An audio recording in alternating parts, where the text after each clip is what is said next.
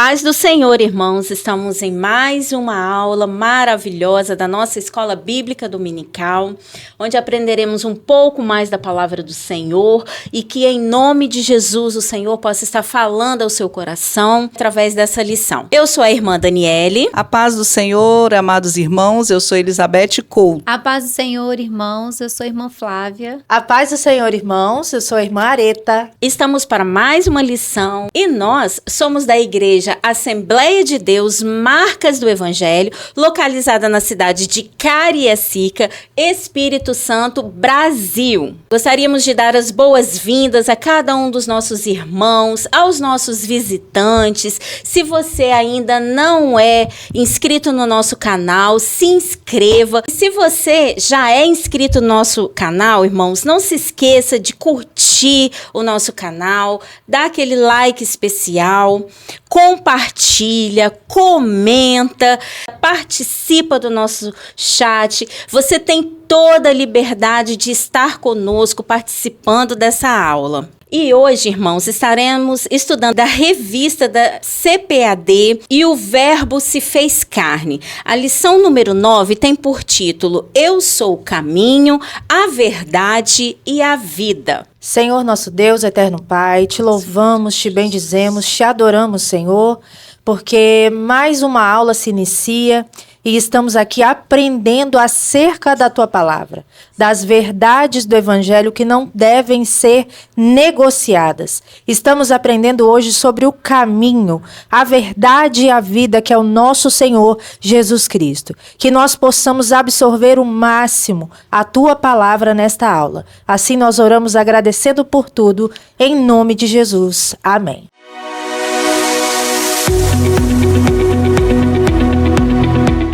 A paz do Senhor, igreja! Eu sou o evangelista Gleide, é um privilégio para nós estarmos aqui. A paz do Senhor, irmãos, eu me chamo Karina e faremos juntos a leitura bíblica em classe. Texto áureo, encontra-se no livro de João 14:6. Disse-lhe Jesus, eu sou o caminho, a verdade e a vida. Ninguém vem ao Pai a não ser por mim. Verdade prática. A imagem de Jesus Cristo como o caminho, a verdade e a vida reforça a nossa fé e consolida a nossa comunhão com Deus. A leitura bíblica em classe hoje está em João, capítulo 14, versículos de 1 a 15. Não se turbe o vosso coração, credes em Deus, credes também em mim. Na casa de meu Pai há muitas moradas. Se não fosse assim, eu vos teria dito, pois vou preparar-vos lugar. E se eu for e vos preparar lugar, virei outra vez e vos levarei para mim mesmo, para que, onde eu estiver, estejais vós também. Mesmo vós sabeis para onde vou e conheceis o caminho. Disse-lhe Tomé, Senhor, nós não sabemos para onde vais e como podemos saber o caminho. Disse-lhe Jesus, eu sou o caminho, a verdade e a vida. Ninguém vê ao Pai senão por mim. Se vós me conhecesseis a mim, também conhecereis a meu Pai, e já desde agora o conheceis e o tendes visto. Disse-lhe Filipe, Senhor, mostra-nos o Pai e nos basta. Disse-lhe Jesus, estou há tanto tempo convosco que não me tendes conhecido, Filipe. Quem me vê a mim, vê o Pai, e como dizes tu, mostra o Pai. Não crês tu que eu estou no Pai e que o Pai está em mim? As palavras que eu vos digo, não as digo de mim mesmo, mas o Pai que está em mim é o que faz as obras. Credes que estou no Pai e o Pai em mim, credes-me ao menos por causa das mesmas obras. Na verdade vos digo que aquele que crê em mim também fará as obras que eu faço e fará maiores do que essa, pois eu vou para meu Pai. E tudo quando perdizes em meu nome eu farei para que o Pai seja glorificado no Filho. Se perdizes alguma coisa, em meu nome eu farei. Se me amardes, guardarei os meus mandamentos. Obrigado a todos, vamos voltar para a nossa aula.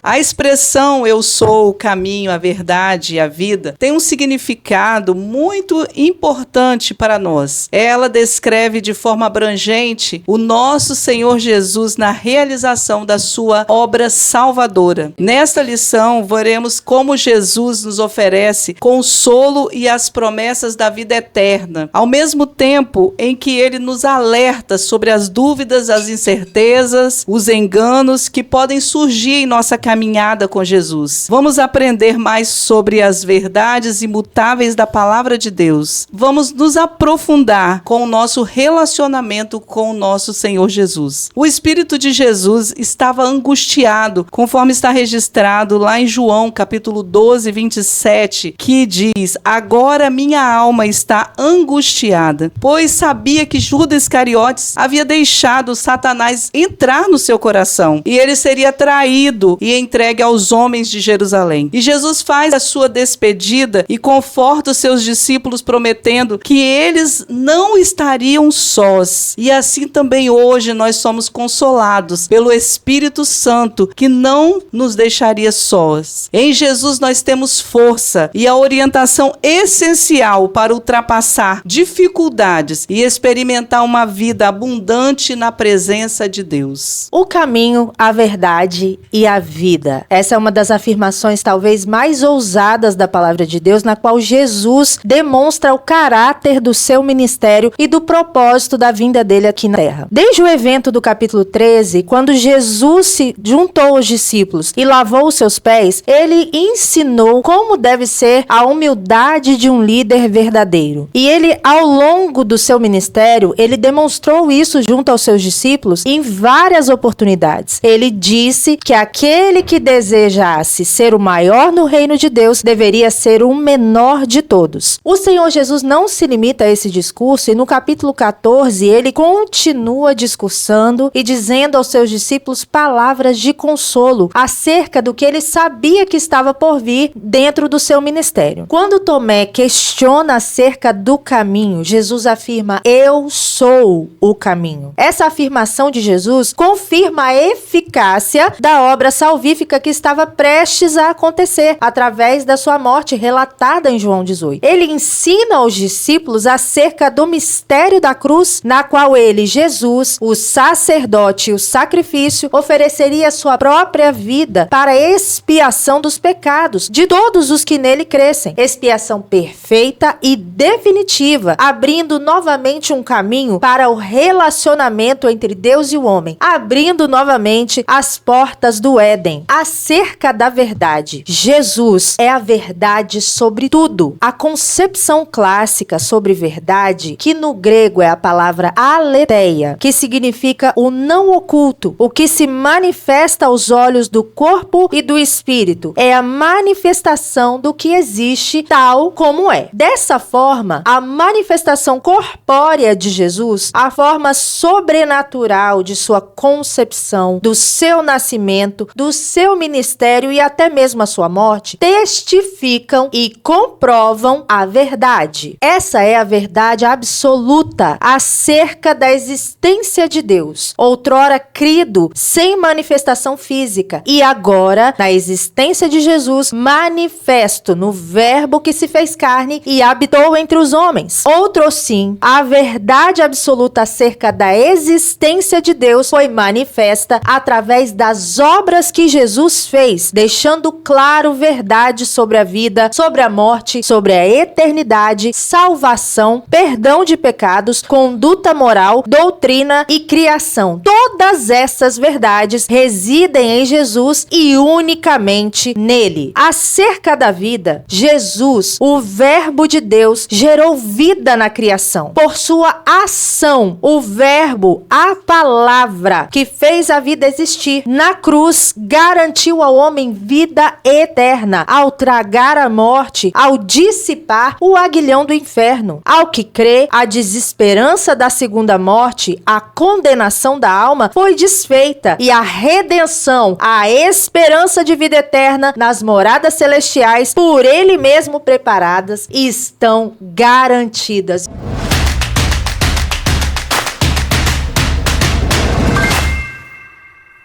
A paz do Senhor, irmãos, meu nome é Tainara e no Conhecendo a Nossa Fé de hoje nós vamos descobrir que quando Jesus disse eu sou o caminho, a verdade e a vida em João 14,6, ele estava fazendo uma das afirmações mais profundas e exclusivas do cristianismo. E agora nós vamos descobrir por quê. João 14,6 não é apenas uma frase de conforto, é uma declaração divina sobre identidade, propósito e salvação. Jesus começa sua declaração dizendo: eu sou.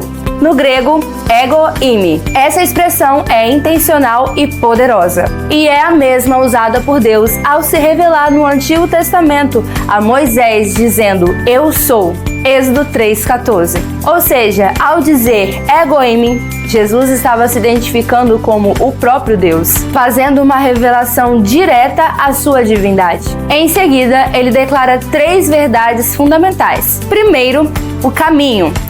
Rhodos, em grego. No grego, rhodos significa literalmente caminho, estrada, rota.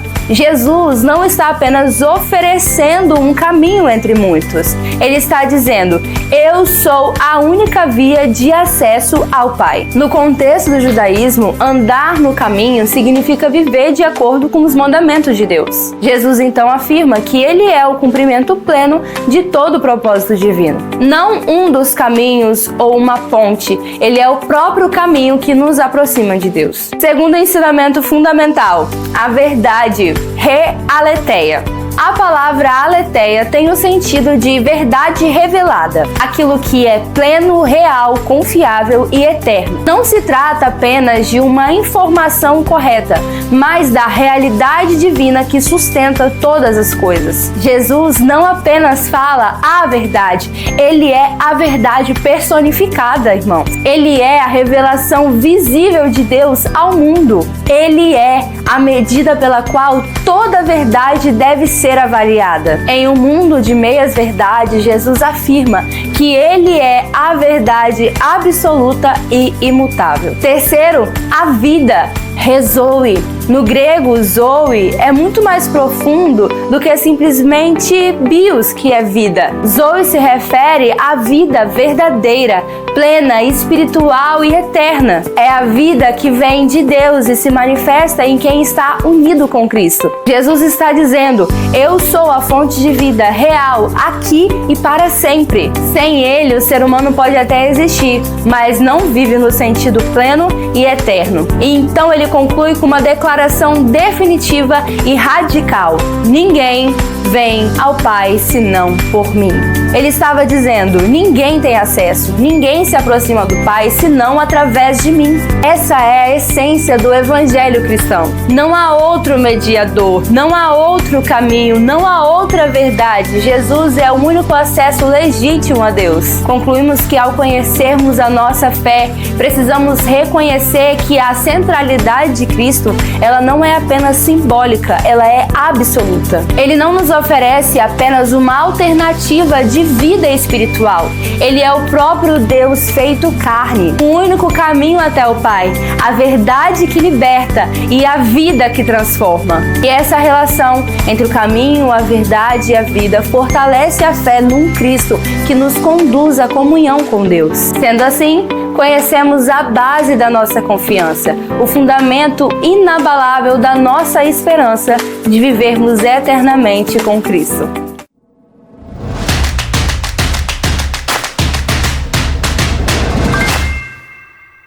Consolo num cenário de angústia. Jesus, na sua última ceia com os seus discípulos, sentado à mesa ensinando para eles e falando acerca da sua morte. E ele já podia sentir a angústia naquele momento. Ele sofria muito, mas não deixou de ensinar e confortar os seus discípulos. Lavou os pés dos seus discípulos, ensinando a eles sobre a humildade, e também ao partir o pão, ele falou da sua dor, da sua angústia, mas consolando os discípulos. Jesus estava angustiado.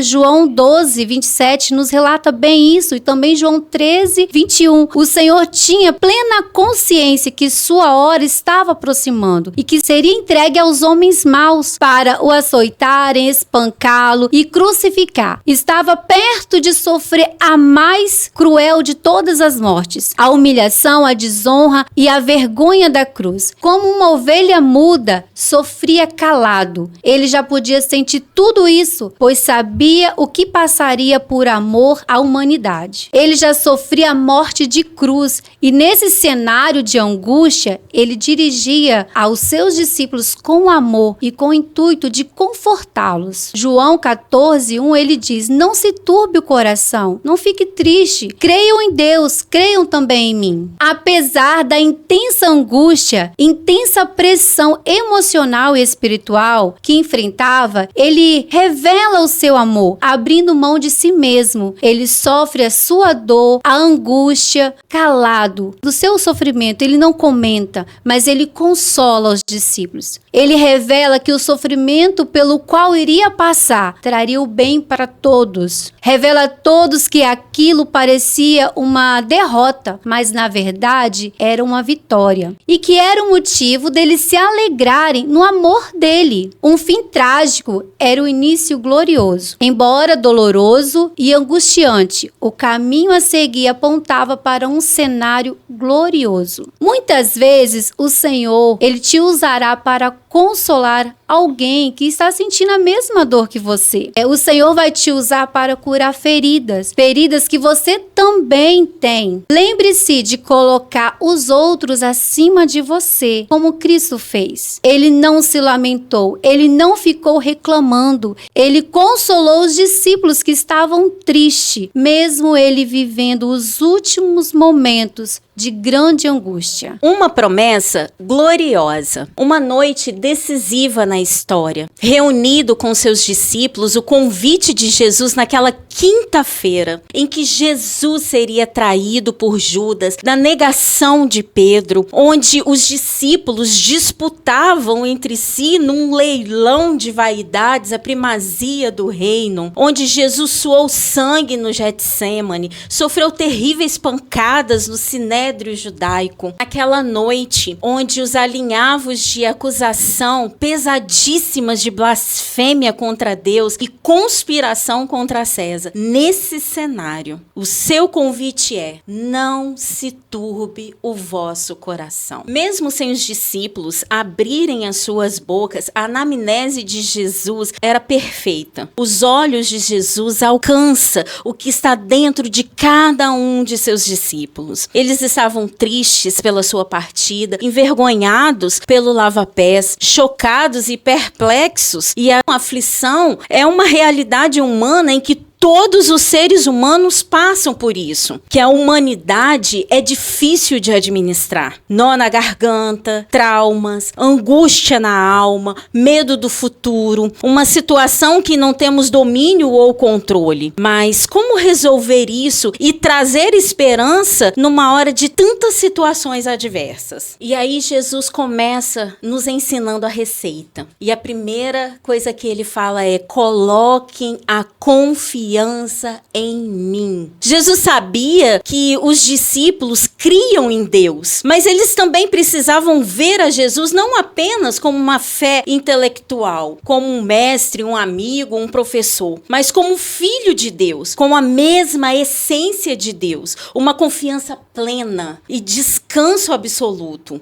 Apesar de tudo que estava por acontecer, eles iam ver um Cristo morto, mas também iam ver um Cristo ressurreto. Por isso, irmãos, independente da circunstância, nós precisamos crer no Senhor Jesus. Jesus ensinou aos seus discípulos e também a nós, no tempo que se chama hoje, que nós somos peregrinos aqui neste mundo. Aqui, diante da angústia em que estavam passando, precisavam entender que somos forasteiros, não temos uma residência permanente aqui. A nossa pátria, irmãos, não é aqui. A nossa herança, ela é celestial. Talvez Jesus, naquele momento, irmãos, estava traçando um contraste entre o templo de Jerusalém, que naquela ocasião também era chamada Casa do Pai, com o céu. Os discípulos, eles seriam expulsos do templo de Jerusalém, mas Jesus estava garantindo aos discípulos que através da sua perseverança seriam recebidos na verdadeira casa do Pai, que é a casa celestial. celestial. A casa do Pai, irmãos, é um lugar de segurança, de comunhão, de aceitação. O céu, ele não é ilusório. Jesus estava indo para onde Deus habita, onde o seu Pai habita. No céu, irmãos, nós vamos ver Jesus face a face e Deus habitará com o seu povo. Paulo nos fala para pensarmos nas coisas que são do alto, porque não há razão, irmãos, para ficarmos criando raízes aqui nessa terra. Irmãos, quem mais pensou no céu foram aqueles que mais agiram. Quem mais ama, quem mais aguarda o céu, são as pessoas mais eficazes aqui na terra. Precisamos crer nessa promessa de Jesus, de que nós estaremos com Ele, que Jesus voltará, que a igreja será arrebatada, irmãos, não por causa do céu, mas por causa da pessoa de Jesus. Ele vai nos levar para estarmos com Ele mesmo. A salvação é pela pessoa de Jesus. As pessoas pensam que Jesus foi preparar um lugar físico, geográfico ou ainda arquitetônico para cada um de nós, mas o céu já está pronto desde sempre. Jesus preparou esse lugar não foi quando ele voltou para o céu. Na verdade, o que ele está dizendo é que a sua morte e a sua ressurreição, ou seja, a cruz e o túmulo vazio, foi exatamente essa, a preparação desse lugar. E a preocupação agora é: como é que Jesus vai voltar? Será que é uma promessa segura e confiável? Os falsos mestres, lá no primeiro século, já começaram a questionar isso. E até hoje, muitos têm pregado que Deus é amor e que não precisa de mudança de vida, porque não tem acerto de contas e nem juízo final. Mas o próprio Jesus já nos advertiu para não deixarmos ser enganados. O arrebatamento da igreja é algo iminente. A igreja fiel, ela encontrará em breve o Senhor Jesus, o seu Salvador. O arrebatamento será o cumprimento da promessa de Jesus de estarmos com Ele. É a separação de uma igreja fiel, espiritual, que crê e persevera, que confia e aguarda a volta do Senhor Jesus. Em seu discurso, Jesus queria, de fato, ter a oportunidade de comungar com os seus discípulos. E ele fez um pouco antes, na participação da última grande ceia. E depois dele afirmar que voltaria para o Pai, em João 14:4, ele mesmo diz: mesmo vós sabeis para onde eu vou e conheceis o caminho. Essa declaração provocou a imaginação dos seus discípulos. E Tomé apareceu no Evangelho de João como um discípulo leal, corajoso e que amava Jesus. E ele teve coragem para expor suas dúvidas e perguntou então a Jesus: Senhor, não sabemos para onde vais e como podemos saber o caminho? E logo a seguir Jesus deu a resposta no versículo 6: Eu sou o caminho, a verdade e a vida. Ninguém pode chegar até o Pai a não ser por mim. Este é realmente o único caminho através do qual alguém pode chegar ao Pai. Não existe outro. Aprendemos que durante a nossa caminhada com Cristo também podem surgir algumas dúvidas, mas podemos tirar as nossas dúvidas na dedicação da meditação da palavra de Deus, na oração, no jejum, estar presente aos cultos, ouvindo a exposição da palavra de Deus pelos nossos pastores, como aprendemos na lição 6, as ovelhas ouvem a voz do seu pastor. Porém, temos a convicção que, assim como Tomé recebeu aquela resposta de Jesus: eu sou o caminho, a verdade e a vida, nós também podemos ouvir estas palavras em um tom bem alto para podermos entender que somente Jesus é o caminho, a verdade e a vida. Tomé demonstrou dúvidas acerca do conhecimento do caminho que Jesus tomaria. Pedro, no capítulo anterior, pensou que seria possível a ele traçar esse caminho junto com Jesus, ali na sua ignorância ou talvez até na sua inocência, acerca do caminho que estava proposto para o Senhor Jesus. Filipe pediu que Jesus revelasse o Pai, que isso lhe bastaria. Então vocês vejam, meus irmãos, que as dúvidas e as incertezas dos discípulos praticamente são as mesmas das nossas dúvidas nos dias de hoje. Ora, os discípulos andavam com Jesus dia após dia, eram discipulados pelo Mestre, viam ali os milagres, as curas, as maravilhas que Jesus operava, e ainda assim, a incredulidade do coração às vezes tentava tomar lugar na mente e nos corações dos discípulos. E não é diferente de nós, meus irmãos e minhas irmãs. Nós às vezes nos vemos em situações, nos deparamos com problemas, com situações que se levantam em nosso dia a dia,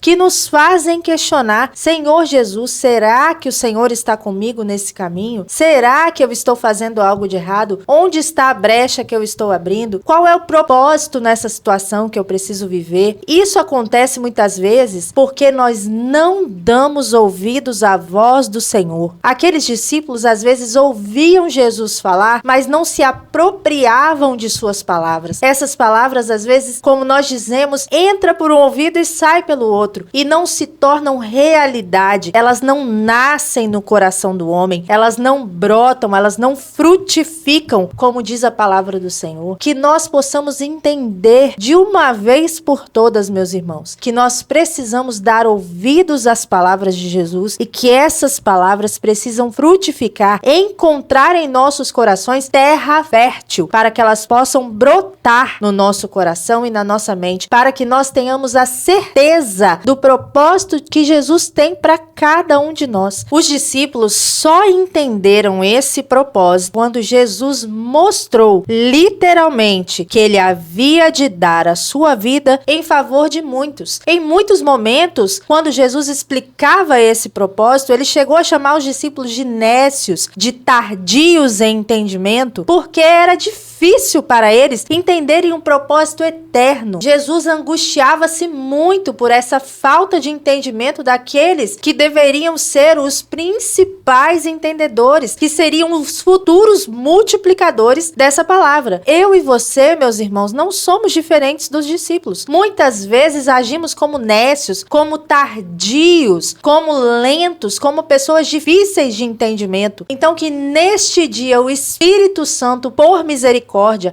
abra o nosso entendimento, que nós possamos entender o propósito para o qual Jesus nos chamou, que nós possamos ter a paciência de esperar a ação do nosso Senhor, e que nunca desistamos de orar e de interceder por situações que se levantam. Nunca negociando a nossa fé, sempre firmada na rocha que é Jesus Cristo. Os discípulos todos, quando Jesus ensinava e falava, eles sempre estavam com a mente aqui, nas coisas da terra, nas coisas terrenas. Inclusive, quando Jesus falava da casa do Pai, que ele voltaria, e eles sempre pensando nas coisas terrenas. E no templo tinham 3 cortinas, e cada cortina, outras também, mas 3 cortinas, uma com o nome caminho, outra escrita verdade e outra vida. E quando Jesus fala, eu sou o caminho, a verdade e a vida, que ele declara isso, eles logo pensam no templo. Então a mente deles estava sempre nas coisas terrenas. E Judas Iscariotes, mesmo tendo convivido com Jesus todo o tempo, não conseguia assimilar os ensinos de Cristo. Por isso não creu nele suficientemente e preferiu trair o mestre e vendê-lo por 30 moedas de prata. João 13, 25 ao 27 nos relata isso. Judas Iscariotes, subentende-se que ele de fato tinha grande simpatia por Jesus, mas não via ele como salvador de sua alma. Judas entendia que Jesus seria um libertador político do jugo romano sobre Israel. Em João 13 é relatado pelo nosso Senhor que um dos seus discípulos iria traí-lo. Apesar de acompanhar Jesus em seu ministério e ouvir seus ensinamentos, não conseguiu interiorizar e colocar em prática, depositando fé suficiente no Filho de Deus. Por isso traiu e vendeu. Isso foi lamentável. Ele sofreu muito pela sua traição e teve o castigo por não reconhecer e não se arrepender. A visão de Judas era carnal, restringia-se às questões sociais, políticas para libertar Israel da opressão romana. Que possamos aprender, irmãos, a importância de não confundir as nossas prioridades enquanto seguimos a nossa jornada com Cristo. Jesus, ele já estava angustiado, pois sabia que Judas Iscariotes havia deixado Satanás entrar em seu coração e ele seria seria traído e entregue aos homens de Jerusalém. Jesus faz sua despedida e conforta os seus discípulos, prometendo que eles não ficariam sós, depois de afirmar-lhes que voltaria para o Pai. Jesus percebeu que seus discípulos também estavam perturbados, desde o incidente com Judas Iscariotes. Então, disse aos seus seguidores: não se turbe o vosso coração. Esse era um modo de aquietar o espírito dos discípulos, mas não evitava o fato de que ele seria entregue nas mãos dos homens, cumprindo seu desígnio divino de sofrer por toda a humanidade.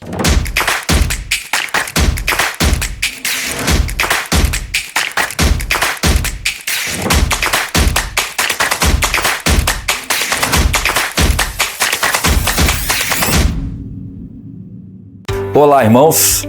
Jesus está aqui reunido com os seus discípulos em João 14 e dizendo a eles: não se turbem o vosso coração, crede em Deus, crede também em mim, porque na casa do Pai há muitas moradas. Jesus está em agonia e profundamente perturbado porque ele está indo em direção à cruz. Ao terminar esse discurso, ele será preso e levado a julgamento e no outro dia crucificado. Então é Jesus que está emocionalmente sofrendo e já se aproximando a hora mais crucial da sua vida. Aquela noite é a noite das noites. A decisão mais importante estava para chegar e deveria ser tomada, em que Jesus seria crucificado em favor dos seus discípulos e de todos os pecadores que serão salvos. Quem precisava de consolo, quem precisava de ajuda era Jesus. Mas mesmo nos últimos momentos da sua vida, sofrendo e perturbado por causa da sua morte que estava chegando, Jesus está consolando os seus discípulos. Os discípulos estavam perturbados por causa de sua iminente partida. Eles não estavam entendendo a linguagem de Jesus, porque só iriam compreender isso após a sua ressurreição. E a maneira como Jesus tem para apaziguar o coração e a confusão dos seus discípulos é dizer a eles que eles deveriam crer em Deus e crer também nele. Como eles haviam acreditado em Deus, agora deveriam confiar em Jesus. Jesus estava partindo e a partida de Jesus para o Pai passava pelo caminho da cruz. Ele estava indo preparar o caminho para que os discípulos pudessem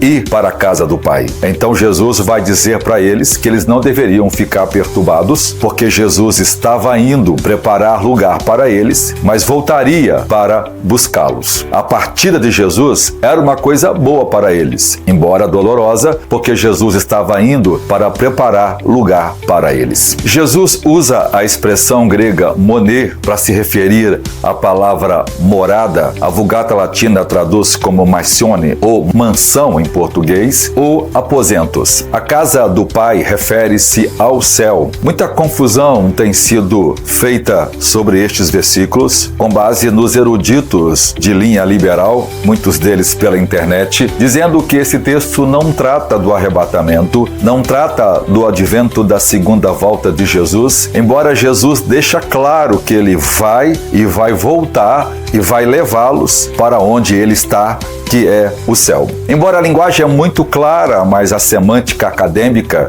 que tem a capacidade de procurar no texto aquelas ideias do grego e aqueles argumentos acadêmicos da lucubração humana, a fim de desconstruir a ideia de que pode haver qualquer intenção de Jesus voltar para arrebatar a igreja. A visão pós-tribulacionista, que diz que Jesus volta após a grande tribulação, ela tem um problema, embora hoje tenha sido uma posição academicamente mais defendida por muitos que acabaram abandonando a doutrina do arrebatamento pré-tribulacional. Qual é o problema da doutrina ou da vertente do arrebatamento pós-tribulacional? É que não existe a ideia de que a igreja irá para o céu. Se na segunda vinda Jesus vem após a grande tribulação e ele já vem para estabelecer o milênio, então a igreja não será arrebatada e nem também vai para o céu. Ou seja, toda a esperança do Novo Testamento e toda a esperança da igreja de um dia ser arrebatada e estar no céu está está sendo de forma sutil e subliminar excluída da vertente doutrinária da igreja. Embora a teoria pós-tribulacional, que se diz ser bíblica,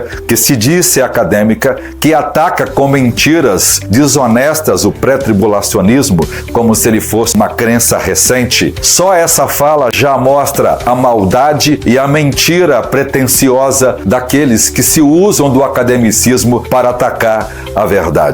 A igreja sempre creu nessa vertente e muitos crentes ao longo da história creu que Jesus voltará para buscar a sua igreja e para levar para o céu. A igreja primitiva usava esse momento e chamava de encontro, em que a igreja vai encontrar com Cristo nos ares e será levada para morar no céu. Esse texto não significa que o Pai e o Filho vêm fazer morada espiritual nas pessoas e que não existe um arrebatamento. Esse argumento não é honesto com o texto e as alusões que os acadêmicos fazem dele é desmerecer a ideia da volta de Jesus para buscar a sua igreja. Jesus disse que ele iria para o Pai, iria preparar alojamentos, mansões, um lugar aonde a igreja seria, e esse preparar é preparar o caminho. Por isso ele vai dizer que para onde ele vai, eles já conheciam o caminho. Jesus diz: eu voltarei e vos levarei para mim mesmo, para que onde eu estiver, vós estejais comigo. Ou seja,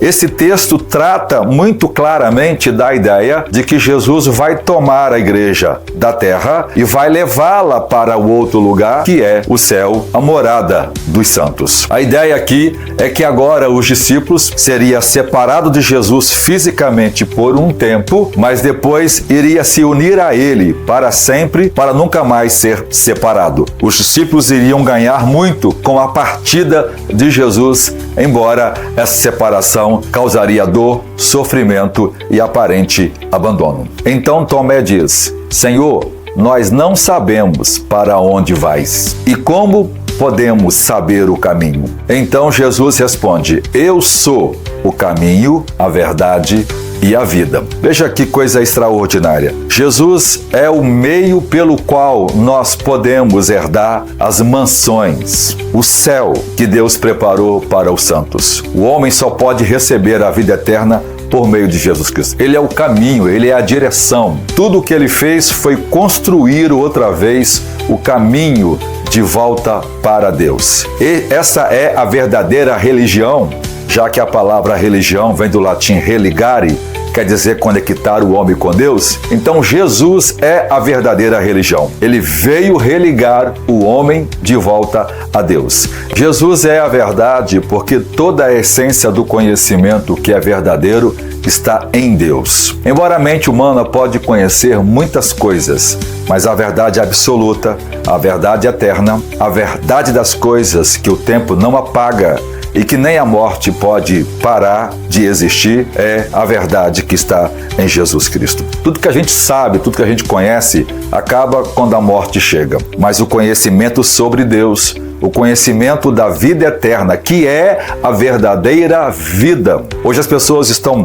tomadas pelo materialismo, pelo naturalismo, pelo antissobrenaturalismo, já não acreditam mais nas verdades eternas e nas verdades espirituais. Como se as verdades espirituais não fossem reais, não fossem autênticas, não fossem geográficas, não fossem físicas e não tivesse associada a um lugar real, que é o céu aonde vamos morar, nem ao novo céu e a nova terra, que é uma recriação autêntica, verdadeira da nova terra, do novo céu, reais, autênticos, geográficos, físicos, criado para a habitação dos santos e do Senhor Jesus Cristo. Então Jesus continua: se vocês conhecessem a mim, também conheceria o Pai. Então Filipe vai fazer uma pergunta: Senhor, mostra-nos o Pai, e isso então já basta, isso já é o bom pra gente. Então Jesus fala: Filipe, quem vê a mim, vê o Pai, mostrando que Jesus e o Pai são pessoas divinas e que ele estava aqui para cumprir um propósito de morrer na cruz do Calvário, de pagar o preço serviço para dar o perdão dos pecados para aqueles que creem em Jesus Cristo. Então essa lição mostra pra gente que nós não devemos ficar perturbados com coisa alguma. Nós devemos nos preocupar especificamente com a volta de Jesus Cristo. Muitas vertentes os homens têm criado para satisfazer seu coração na busca de satisfação. Toda essa ideia de progresso, de crescimento, de aprendizado, de ciência, de sabedoria humana, de aprendizagem, de escrita de livros, de tese de conhecimento, na verdade é uma distração para desviar a atenção do coração humano da verdadeira causa, sentido e propósito da vida. Todos nós precisamos estar preocupados com a nossa vida eterna. Tudo aqui é passageiro. Nossos negócios, nossas casas, nossos relacionamentos, nosso trabalho, nossos estudos. Mas aquilo que a gente aprender sobre Deus e sobre a vida eterna nunca se apagará. Será vivido eternamente, mesmo que morramos. Vamos voltar a viver e viveremos para sempre como humanos, glorificados e ressuscitados com o Senhor Jesus Cristo. Esse é o verdadeiro caminho, esta é a verdadeira vida e esta é a única verdade que realmente importa. Tudo mais são verdades acessórias, mas a única verdade que importa para mim e você é que nós não devemos turbar o nosso coração e não nos preocupar com absolutamente mais nada, a não ser ter a Jesus Cristo como nosso caminho, como nossa verdade e como nossa vida. Sem Ele, ninguém vai estar diante de Deus. Sem Jesus, ninguém poderá comparecer perante o juízo final. E sem Jesus, ninguém terá a vida eterna e as bem-aventuranças e as recompensas e os galardões daqueles que vão habitar a nova humanidade do novo céu e da nova terra. Que Deus abençoe você.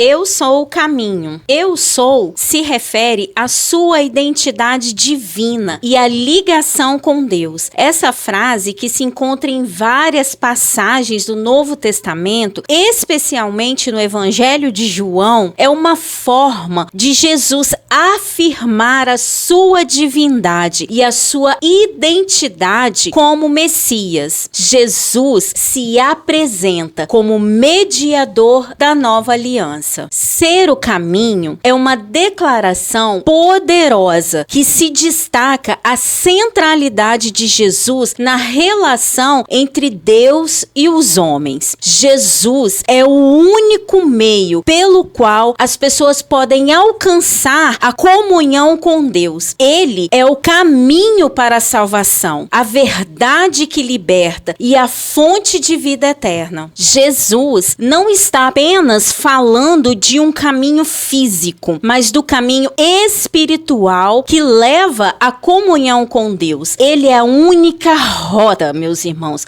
para chegar ao Pai. Através da sua morte e ressurreição, Jesus abriu o caminho para a reconciliação do homem com Deus. É por meio da fé em Jesus que podemos receber o perdão dos nossos pecados e a vida eterna. Eu sou a verdade. Jesus, a verdade. A essência da verdadeira religião. Jesus é a verdade que o mundo precisava conhecer. A fonte fidedigna da revelação redentora que traz à luz o conhecimento acerca do Pai. Ele transformou a transitoriedade da lei de Moisés através da graça e verdade em algo absoluto e legítimo. Jesus não é apenas uma parte ou fração da verdade, mas toda a verdade em si. A verdade absoluta, imutável e incondicional encontra-se plenamente expressa em Cristo Jesus. Eu sou a vida. O texto termo zoe, no grego, é muito mais profundo do que simples. Não é somente bios, de vida biológica. Zoe se refere à vida verdadeira, plena, espiritual, eterna e a vida que vem de Deus e se manifesta em quem está unido a Cristo. Jesus está dizendo: eu sou a fonte de vida real, aqui e para sempre. Sem ele, o ser humano pode até existir, mas não vive no sentido pleno e eterno. E então ele conclui com uma declaração definitiva e radical: ninguém vem ao Pai senão por mim. Essa é a essência do evangelho cristão. Não há outro mediador, outro nome, outro caminho. Jesus é o único acesso legítimo a Deus. E ao reconhecermos a nossa fé, precisamos reconhecer que a centralidade de Cristo não é simbólica, é absoluta. Ele não nos oferece apenas uma alternativa de vida espiritual. Ele é o próprio Deus feito carne, o único caminho até o Pai, a verdade que liberta e a vida que transforma. Essa relação entre o caminho, a verdade e a vida fortalece a fé num Cristo que nos conduz à comunhão com Deus. Essa é a base da nossa confiança, o fundamento inabalável da nossa esperança de viver a eternidade com Cristo. Jesus, irmãos, ele é a vida. Aquele que aceita Jesus Cristo como seu único caminho recebe verdade e submete-se a ele e pela fé recebe a vida eterna. Quando ele diz eu sou a vida, não está se referindo à vida física, a ter mais saúde, a ter mais força, nem tampouco se refere ao fôlego e à respiração. Ele não está se referindo à vida da alma humana, e sim à vida que se opõe à morte, porque só Cristo pode dar a vida eterna. Jesus, irmãos, ele é a vida, a verdadeira e duradoura vida espiritual está disponível apenas através de sua vida, morte e ressurreição. Aqueles que aceitam a vida e o sacrifício de Jesus a favor deles e confiam as suas vidas à liderança dele, recebem o perdão dos pecados e a vida eterna com Cristo.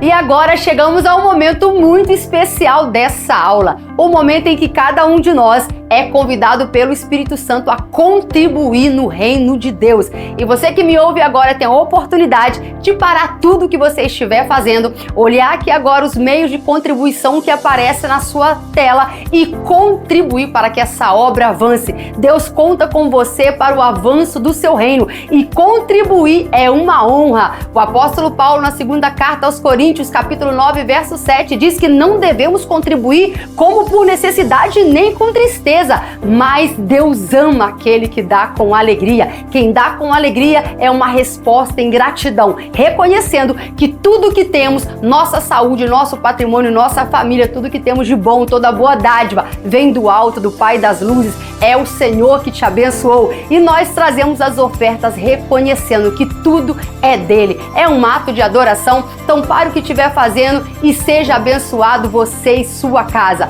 Deus abençoe.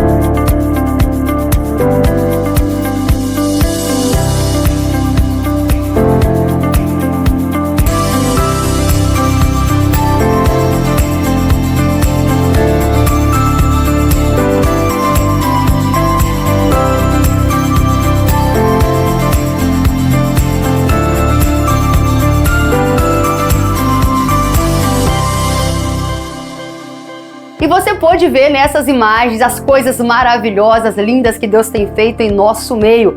quantas vidas sendo abençoadas por este espaço.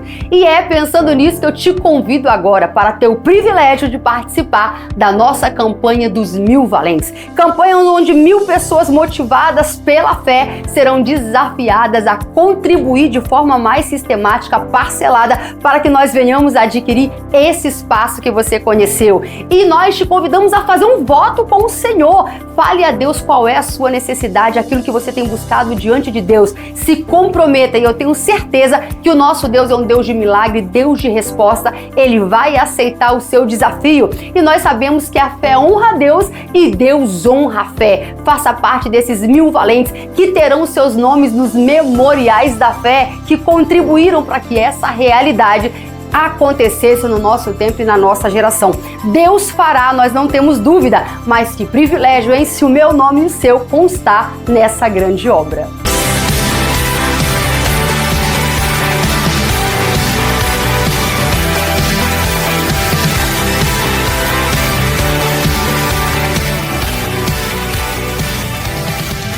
Agora vamos para o nosso momento perguntas e respostas. E você terá oportunidade de testar os seus conhecimentos. Se tudo aquilo que nós estudamos na lição 9 você aprendeu. Então vamos lá? Pergunta de número 1. O que significa Jesus ser o caminho? Alternativa A. Jesus é o único meio pelo qual podemos ser salvos e chegar até Deus. Alternativa B. Jesus entende as dificuldades que enfrentamos ao longo da vida. Alternativa C. Jesus cumpriu perfeitamente todos os mandamentos da lei de Moisés. Alternativa D.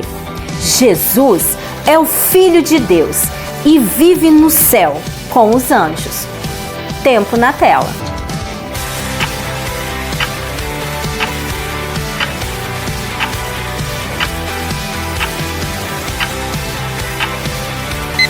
Tempo encerrado. Se você respondeu a alternativa A, você acertou. Jesus é o único meio pelo qual podemos ser salvos e chegar até Deus. Pergunta de número 2. Como vivemos a verdade que Jesus é? Alternativa A. Estudando a Bíblia com atenção e colocando em prática seus ensinamentos. Alternativa B. Amando ao próximo e perdoando mesmo quando difícil. Alternativa C. Escolhendo viver como Jesus viveu, com obediência e fidelidade. Alternativa D. Todas as alternativas estão corretas. Tempo na tela.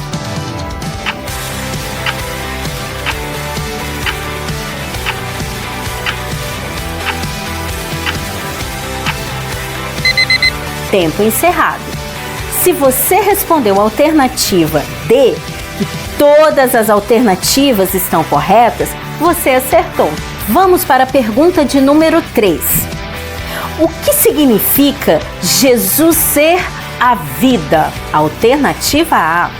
Ele nos ensinou como devemos orar e confiar em Deus. Alternativa B.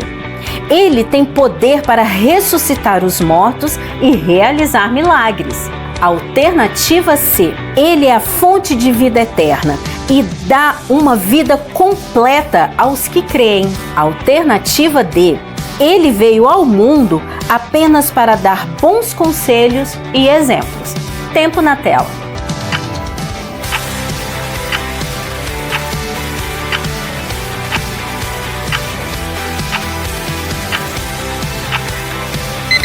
Tempo encerrado.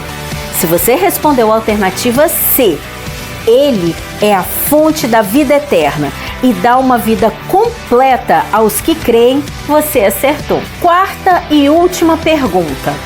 O que aprendemos com Tomé, Pedro e Filipe? Alternativa A.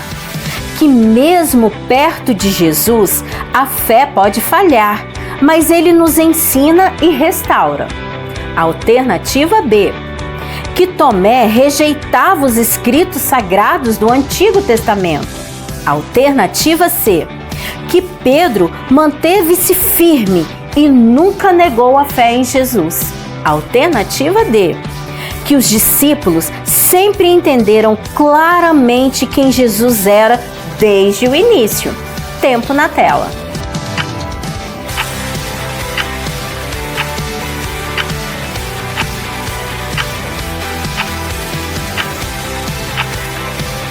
Tempo encerrado. Se você respondeu a alternativa A, que mesmo perto de Jesus, a fé pode falhar, mas ele nos ensina e restaura, você acertou. Vamos para a finalização da nossa aula.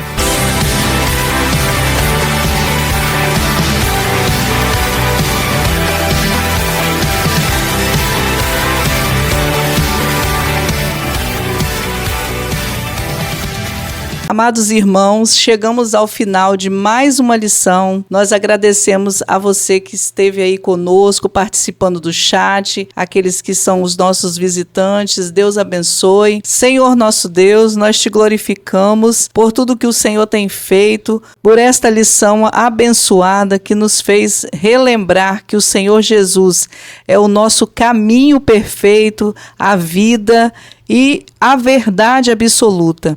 Ó Senhor, que possamos guardar esta palavra, este aprendizado nos nossos corações. Em nome de Jesus. Amém. Amém. Tchau, irmãos. Tchau.